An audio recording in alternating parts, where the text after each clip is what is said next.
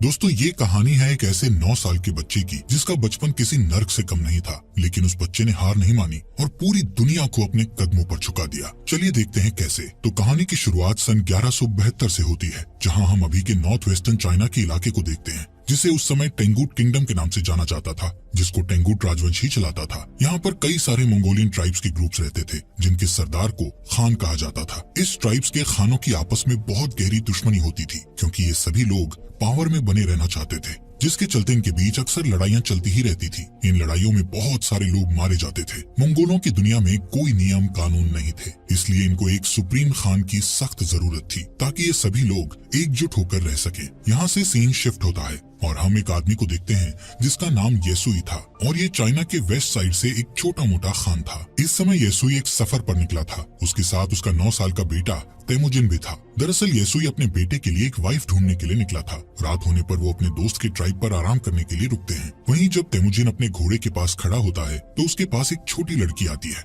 जिसका नाम बोटे था। वो उससे उसका नाम पूछती है और कहती है कि तुम यहाँ क्यों आए हो, जिस पर तेमुजिन उसे अपना नाम बताकर कहता है कि वो अपने फादर के साथ उसके लिए एक वाइफ ढूंढने के लिए आया है। तभी बोटे उससे कहती है कि तुम्हें मुझसे ही शादी करनी चाहिए। इतना कहते हुए वो वहाँ से चली जाती है। रात में जब तेमुजिन अपने फादर के पास बैठा होता है तो उसके फादर उसे कहते हैं कि मुझे तुम्हारे लिए एक ऐसी वाइफ चाहिए जो सबसे ताकतवर समुदाय से हो। तभी तेमुजिन अपने फादर से कहता है कि मैं खुद ही अपने लिए लड़की चूज करूंगा। तेमुजिन के जिद के बाद उसके फादर उसे अपने दोस्त की ट्राइब से किसी एक लड़की को चुनने की इजाजत दे देते हैं। अब सुबह होते ही तेमुजिन के फादर उस ट्राइब की सभी लड़कियों को लाइन में खड़ा करके उनके पैरों को गौर से देखते हैं, क्योंकि उनका मानना था कि एक स्ट्रॉन्ग लेग्स वाली लड़की ही अपने पति को खुश रख पाती है। इसके बाद तेमुजिन एक एक लड़की को देखता जाता है और लास्ट में वो बोटे को अपनी पत्नी चुनता है और उन दोनों की शादी हो जाती है। लेकिन शादी होने के बाद भी वो दोनों आने वाले 5 साल तक एक साथ नहीं रह सकते थे, क्योंकि ये उनकी ट्राइब्स का नियम था। अब तेमुजिन और उसके फादर का यहाँ से जाने का समय हो जाता है। लेकिन जाने से पहले तेमुजिन बोटे को एक नेकलेस गिफ्ट करता हुआ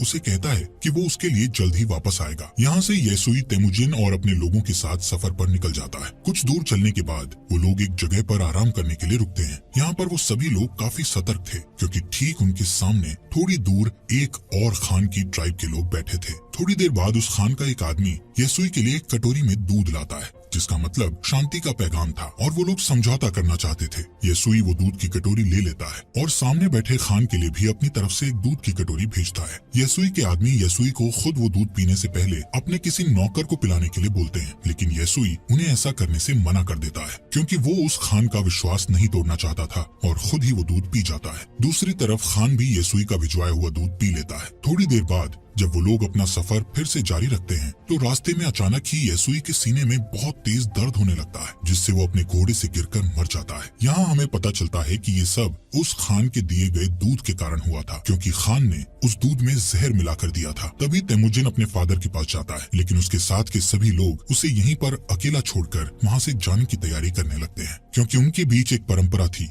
जिसमें उनका मानना था कि उन्हें किसी मजबूत इंसान को ही फॉलो करना चाहिए। अब जबकि येसुई जो उनका राजा था उसकी डेथ हो चुकी थी, इसलिए येसुई के लोग अपने लिए एक नए राजा की तलाश में निकल रहे थे। जिसके बाद तेमुजिन अपनी माँ के साथ अपने पिता येसुई का अंतिम संस्कार करता है। येसुई के पास जो बहुत सारी भेड़ें और बकरियां थी, अब वो सब येसुई के सबसे खास सैनिक जिसका नाम टारगुटाई था उसने रख ली थी। ये देखते हुए तेमुजिन की माँ उसे बद्दुआ देते हुए कहती है कि मेरा बेटा एक दिन तुम्हें ढूंढ कर जरूर मारेगा। टारगुटाई ये सुनकर सोच में पड़ जाता है कि कहीं आगे चलकर ये बच्चा उसे सच में न मार दे, इसलिए वो उसे उसी वक्त मारने के लिए आगे बढ़ता है। लेकिन मंगोलों में एक रिवाज था जिसके हिसाब से किसी को मारने से पहले वो उसकी हाइट को उनके रथ के पहिए से नापते थे, और वो कभी भी बच्चों को नहीं मारते थे। जब टारगुटाई तेमुजिन की हाइट को उनके रथ के पहिए से नापता है तो उसकी हाइट कम निकलती है, और तेमुजिन अभी बच्चा था इसलिए वो बच जाता है। लेकिन टारगुटाई उसकी माँ को बोलता है कि वो अगले साल तेमुजिन को मारने जरूर आएगा, और तब तक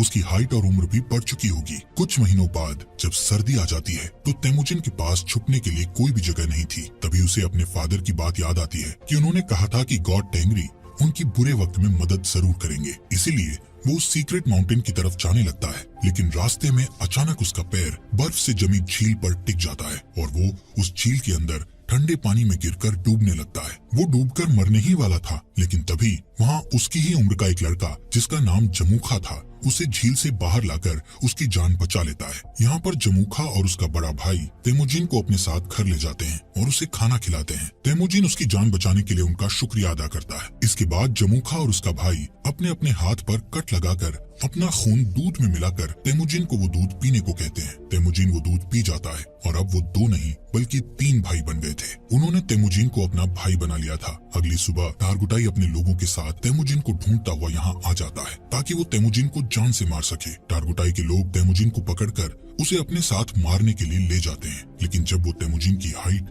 रथ के पहिए से नापते हैं तो अभी भी उसकी हाइट उतनी ही थी जितनी की पहले थी, जिस वजह से वो लोग तेमुजिन को तब तक के लिए कैदी बनाकर रख लेते हैं जब तक कि उसकी हाइट नहीं बढ़ जाती। इनके ट्राइब में एक बूढ़ा आदमी था जो कि कैद में तेमुजिन को रोज खाना खिलाता था और उसके जख्मों पर मलहम पट्टी भी करता था। कुछ दिनों बाद टारगुटाई फिर से तेमुजिन की हाइट नापता है, लेकिन अभी भी उसकी हाइट उतनी ही थी। इसी टाइम पर यहाँ बारिश होने लगती है और सभी लोग भागकर अपने अपने तंबू में चले जाते हैं। इसी बात का फायदा उठाते हुए वो बूढ़ा आदमी तेमुजिन को वहाँ से छुड़ाकर भगा देता है। तेमुजिन भागता भागता बहुत दूर चला जाता है। उसके गले में एक भारी लकड़ी का फंदा भी बंधा हुआ था, लेकिन कैसे भी करके वो उस पहाड़ पर जाता है जहाँ पर उसके फादर ने बताया था। वहाँ वो गॉड टेंगरी से विश मांगता है कि अचानक तेमुजिन को वहाँ एक सफेद भेड़िया दिखता है, जिसके तुरंत बाद उसके गले में बंधा हुआ लकड़ी का फंदा भी अपने आप ही खुलकर नीचे गिर जाता है। यहाँ से सीन कट होता है और हम सन 1186 में तेमुजिन को देखते हैं, जो कि अब एक नौजवान लड़का बन चुका था। लेकिन तेमुजिन अभी भी टारगुटाई के लोगों से बचकर भाग रहा था।